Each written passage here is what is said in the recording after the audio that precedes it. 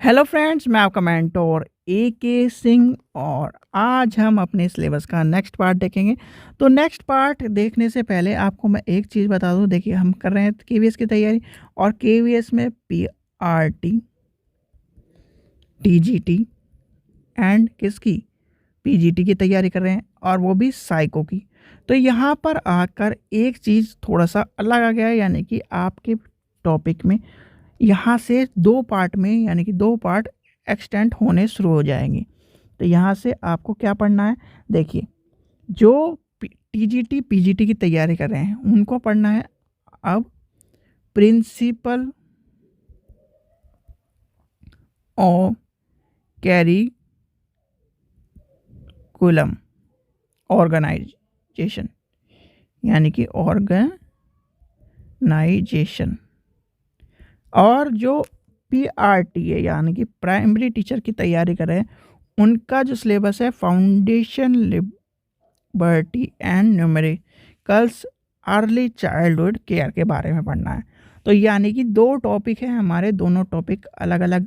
यानी कि आज का जो टॉपिक है हमारा principle of curriculum and organisation है, और जो इसके बाद का टॉपिक आएगा यानी कि प्राइमरी का आएगा, वो पढ़ेंगे हम foundation literacy and numeracy early childhood and care वाला। फिर आएगा ये जब पढ़ेंगे, यानी कि पहले हम पढ़ेंगे प्रिंसिपल ऑफ कैरिकुलम। ठीक है, तो आज से हमारा थोड़ा सा शेड्यूल अलग अलग है, यानी कि प्राइमरी और टीजीटी पीजीटी के लिए। ठीक है, तो चलिए आज का टॉपिक क्या है आपके सामने है प्रिंसिपल ऑफ, यानी कि केवीएस, साइको और प्रिंसिपल्स ऑफ कैरिकुलम ऑर्गेनाइजेशन।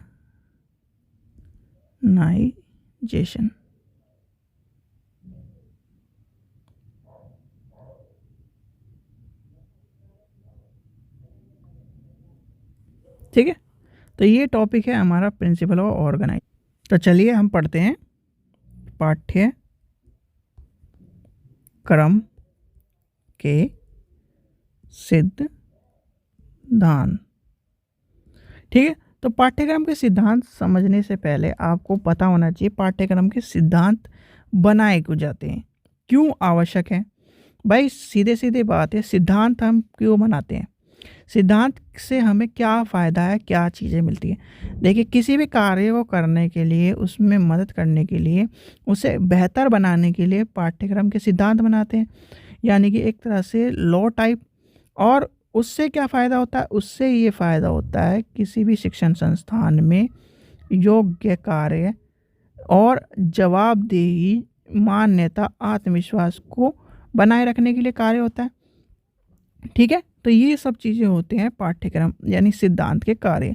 अब पाठ्यक्रम के सिद्धांत में आपने किसका नाम सुना था, विलियम का नाम सुना था। विलियम का जो सिद्धांत था, सिद्धांत जो डिज़ाइन था, करिकुलम डिज़ाइन, उसमें किसका नाम था, विलियम का नाम था। और विलियम के जो डिज़ाइन में पाठ्यक्रम सिद्धांत की बातें कही गई है। और पाठ्यक्रम सिद्धांत का अब जो चरण है, यानी कि समझना है, उसे देखते हैं।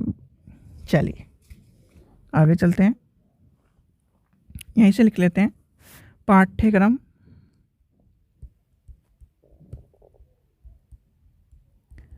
सिद्धांत किसी भी स्कूल को चलाने के लिए एक नियमों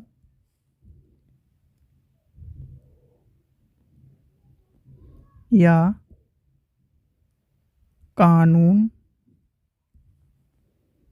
का कार्य करते हैं। ठीक है, चलिए आगे चलते हैं। चलिए अब पढ़ते हैं इसके सिद्धांत, यानी कि पाठ्यक्रम के प्रमुख या निर्माण के प्रमुख सिद्धांत। तो इसके पाठ्यक्रम यानी कि प्रिंसिपल्स क्या होंगे इसके निर्माण के यानी कि निर्माण के। तो आपको पता होना चाहिए सबसे पहला आता है व्यक्तिगत भिन्नताओं का सिद्धांत। तो यानी कि व्यक्तिगत भिन्नताओं का सिद्धांत आ जाएगा। फिर आता है बाल केंद्रित। भाई पाठ्यक्रम जो बनाया जाएगा किसके अनुसार बनाया जाएगा, बालक के अनुसार बनाया जाएगा।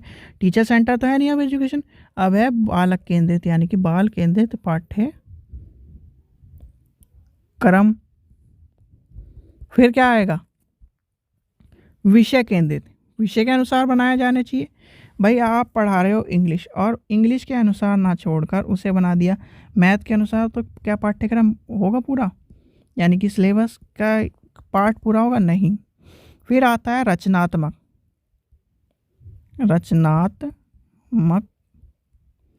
का सिद्धांत। चलिए आगे क्या होगा जल्दी बताइए।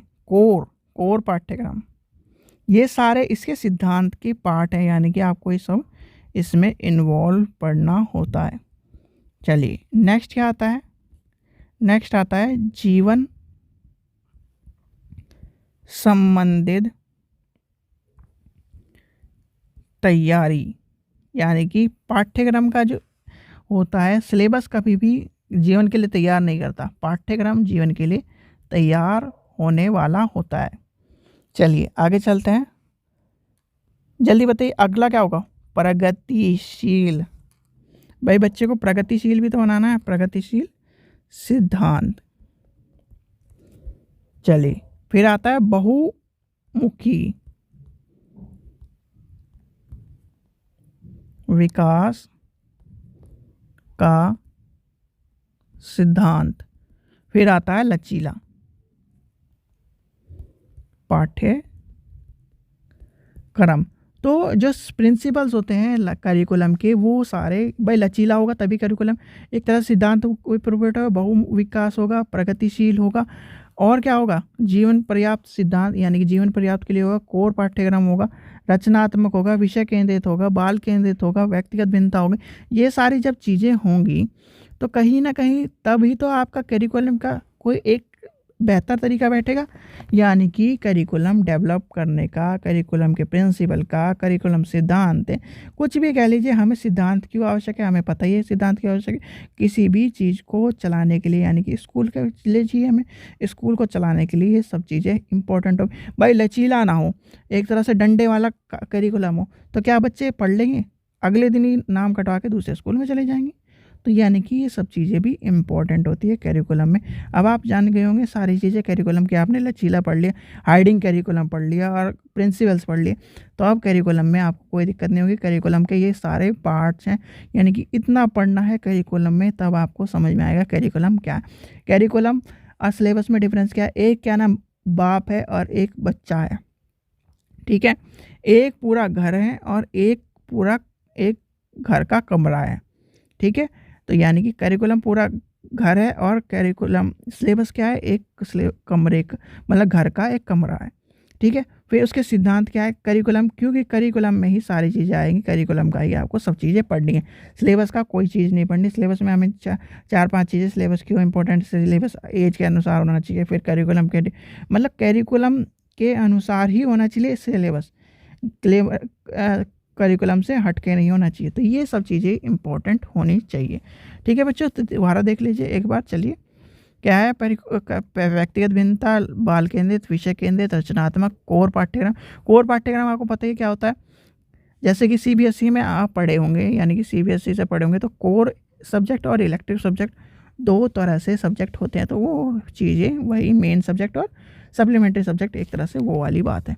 तो ये सब चीज़ था आज के प्रिंसिपल ऑफ करिकुलम में, ये यानी कि टीजीटी पीजीटी वालों के लिए, और पीआरटी के लिए दूसरा पार्ट है, तो दूसरा पार्ट में कल करा दूंगा, तो आपका वो भी क्लियर हो जाएगा। अभी तक दोनों का एक ही चल रहा था, तो एक ही चीज़ें हमें पढ़नी थी, ठीक है बच्चों।